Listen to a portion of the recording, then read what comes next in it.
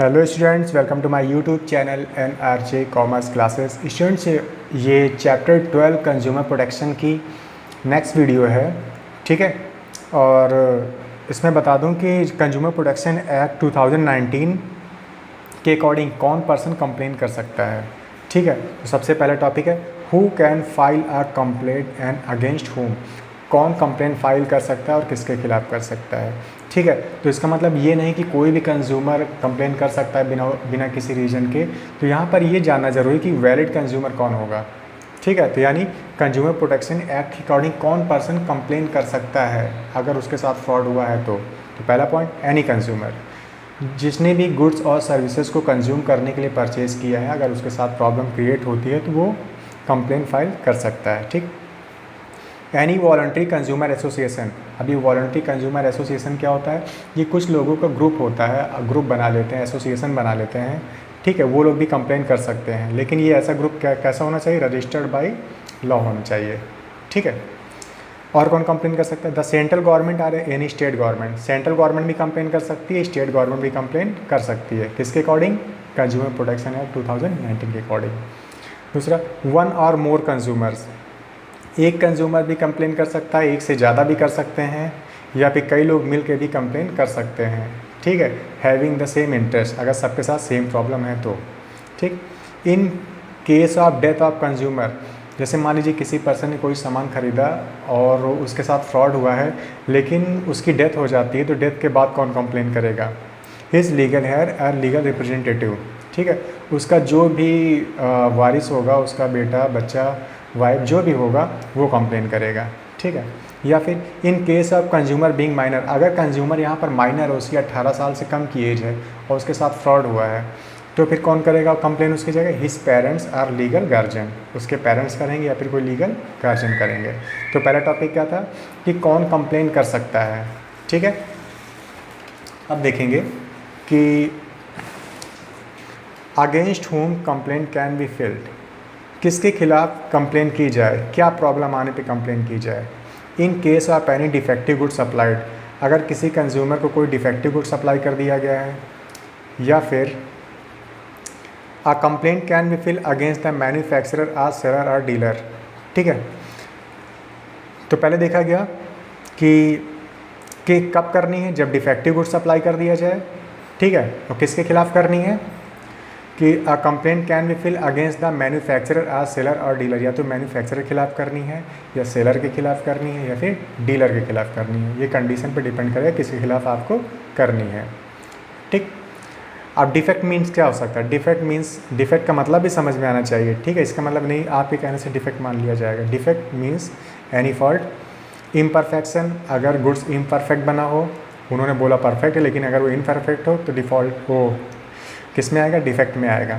Short Cummings in quality, quality में कोई short Cummings हो, या फिर क्वांटिटी में, या फिर प्योरिटी ऑफ गुड्स में, इनको डिफेक्टिव माना जाता है। डिफेक्टिव आप अपने अकॉर्डिंग उसकी कोई मीनिंग डिफाइन नहीं कर सकते कि इसको डिफेक्टिव बोलेंगे। डिफेक्टिव का मतलब यही होना चाहिए, या तो कोई फॉल्ट हो, या तो कोई इनपरफेक्शन हो, या फिर कोई शॉर्ट कमिंग हो क्वालिटी क्वांटिटी में लेकर, या फिर प्योरिटी को लेकर, उसे डिफेक्टिव माना जाएगा। इतना ज़रूर ध्यान रखें जो ब्रैकेट में लिखा है, ठीक है। Next, or any deficiency in service. पहले तो गुड्स की बारी आ गई कि अगर गुड्स आपने ख़रीदा, गुड्स के लिए अगर आपको प्रॉब्लम होती तो आप कंप्लेन करेंगे, और गुड्स कैसा हो? डिफेक्टिव हो, ठीक है। अब यहाँ पर सर्विसेज की बारी आती है। सर्विसेज में सर्विसेज डिफेक्टिव नहीं होती हैं। सर्विसेज में क्या होती है? डेफिशिएंसी होती है। गुड्स कैसे होते हैं? डिफेक्टिव हो सकते हैं, और सर्विसेज कैसी हो सकती हैं? डेफिशिएंसी। डेफिशिएंसी मतलब कमी। उन्होंने बोला सर्विस हमारी अच्छी, लेकिन सर्विस में क्या निकली? कमी निकली। तो आप क्या करेंगे? कंप्लेन करेंगे। एक complain can be filed against the provider of services के खिलाफ करेंगे, जो सर्विस को प्रोवाइड कर रहा है, ठीक है। अब डेफिशिएंसी का मतलब यहाँ पर क्या हो जाएगा? जैसे यहाँ डिफेक्टिव का मतलब बताया गया कि गुड्स आपका क्वालिटी में कम हो, क्वांटिटी में कम हो, प्योरिटी में कम हो, उसी तरह सर्विस में डेफिशिएंसी का मतलब क्या हो जाएगा? इनपरफेक्शन, शॉर्ट कमिंग और inadequacy in quality, nature and manner of performance of service. Service में अगर कोई कमी निकल जाए, इनपरफेक्शन की कोई शॉर्ट कमी हो, कोई इनएडिक्वेसी हो, ठीक, क्वालिटी को लेकर, नेचर को लेकर, मैनर को लेकर, परफॉर्मेंस को लेकर, अगर आपको पसंद नहीं आया तो आप कंप्लेन कर सकते हैं, ठीक।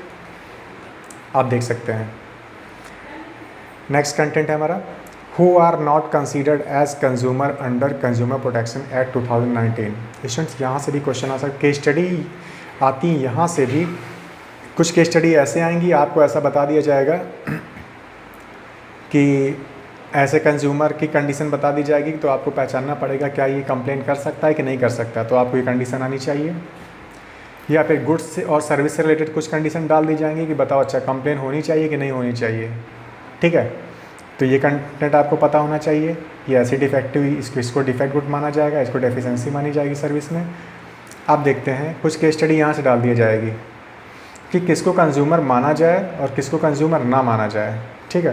तो देखते हैं, who are not considered as consumer under consumer protection act 2019। ऐसे लोग को कंज्यूमर नहीं बोला जाता है। किसको कंज्यूमर नहीं बोला जाता है, देखिए, अ person who obtain goods for resale, जो पर्सन किसी भी गुड्स और सर्विस को, सर्विस नहीं, जो पर्सन किसी गुड्स को परचेज करता है उसे रीसेल करने के लिए, मतलब उसे कंज्यूम करके यूज नहीं करेगा, उसे क्या करेगा, रीसेल करेगा, उस कंडीशन में वो कंज्यूमर नहीं कहलाएगा और ना ही वो कंप्लेन कर सकता है। जैसे मान चलो कि अगर आप शूज़ खरीद के लाते हो 50 पीस, तो आप पहनने के लिए नहीं ला रहे हो, बेचने के लिए ला रहे हो, अगर वो ख़राब निकलते हैं तो आप कंप्लेन नहीं कर सकते। क्यों? क्योंकि आप यहाँ पर कंज्यूमर नहीं हैं। अगर आप कंप्लेन करेंगे तो उसके क्राइटेरिया कुछ अलग होंगे, ठीक है, लेकिन कंज्यूमर प्रोटेक्शन एक्ट के अकॉर्डिंग नहीं कर पाएंगे क्योंकि आप यहाँ पर कंज्यूमर नहीं है। क्यों नहीं है? क्योंकि आपने गुड्स को रीसेल करने के लिए ख़रीदा है, ठीक है। नेक्स्ट, आपकी स्टडी यहाँ से भी आ सकती है कि रीसेल का कुछ पॉइंट डाल देंगे, आपसे कहेंगे बताओ वो कंज्यूमर कंप्लेन कर सकता है कि नहीं, तो आप कहेंगे नहीं। क्यों? क्योंकि उसने रीसेल के लिए ख़रीदा है, ठीक। तो ऐसे ही केस स्टडी आएंगी। The person who use goods without the approval of the buyer, या फिर एक वो पर्सन ख़रीदा किसी और ने है लेकिन उसका सामान कोई और यूज करता है उसके बिना अप्रूवल के, तो यूज करने वाला पर्सन यहाँ पर कंप्लेन नहीं कर पाएगा, चाहे गुड डिफेक्टिव हो चाहे ना हो, ठीक। या फिर the person who avail the service without approval of the hirer, या फिर सर्विस यहाँ पर यूज कर रहा है बिना उसके हायरर के पूछे, तो सर्विस में चाहे जितनी कमी हो वो कंप्लेन नहीं कर सकता है, ठीक है। किसी का गुड्स और किसी के सर्विसेज बिना पूछे आप यूज करेंगे तो आप यहाँ पर कंज्यूमर नहीं कहलाएंगे, ठीक है, तो आप कंप्लेन नहीं कर सकते। The person who obtain goods without any consideration, most important, अगर आपको कहीं से गुड्स ऐसे ही मिल गया, सैंपल मिल गया, डोनेशन मिल गया, गिफ्ट मिल गया है, अगर उसमें कमी निकलती तो आप कंप्लेन नहीं करोगे। क्यों नहीं करोगे? क्योंकि आपने उसे ख़रीदा नहीं है। उसी तरह a person who hire or avails of any service without consideration, अगर आपने कोई सर्विसेज भी अगर फ्री में ली हैं, अगर उसमें कमियां आती हैं तो आप कंप्लेन नहीं करोगे। सीधी बात है, जब आपने गुड्स और सर्विस के पैसे ही नहीं दिए हैं, गुड्स और सर्विस के पैसे नहीं दिए तो कंप्लेन किस बात की, ठीक है। तो यहाँ से केस स्टडी कुछ ऐसी आ सकती हैं, कुछ ऐसी कंडीशन डाल दी जाएगी कि वो किसी और का सामान यूज़ कर रहा है बिना पूछे, सामान में कंप्लेन निकलती है, तो बताओ कंप्लेन कर पाएगा कि नहीं कर पाएगा, तो आपकी सारी कंडीशन पता होनी चाहिए, ठीक है। कि वो कंप्लेन कर पाएगा कि नहीं कर पाएगा, उसे कंज्यूमर बोलेंगे कि नहीं बोलेंगे, गुड्स और सर्विसेज में क्या कैसे डिफेक्टिव होना चाहिए तो कंप्लेन मानी जाएगी। और नेक्स्ट पॉइंट था कि कंज्यूमर किसे बोलेंगे, ठीक, किसे कंज्यूमर बोला जाएगा। ये आज मैंने 3 टॉपिक आपके डिस्कस कर लिए हैं, ठीक है। नेक्स्ट वीडियो बहुत इंपॉर्टेंट होने वाली है, उसमें हम लोग डिस्कस करेंगे कि कंप्लेन की कहाँ पर जाती है, ठीक है। तो नेक्स्ट वीडियो में डिस्कस करेंगे। अब आज के लिए इतना ही, नेक्स्ट वीडियो में फिर मिलेंगे। अगर वीडियो अच्छी लगे तो प्लीज़ उसे लाइक करिएगा और शेयर करिएगा, ओके। मिलते हैं नेक्स्ट वीडियो में, थैंक यू।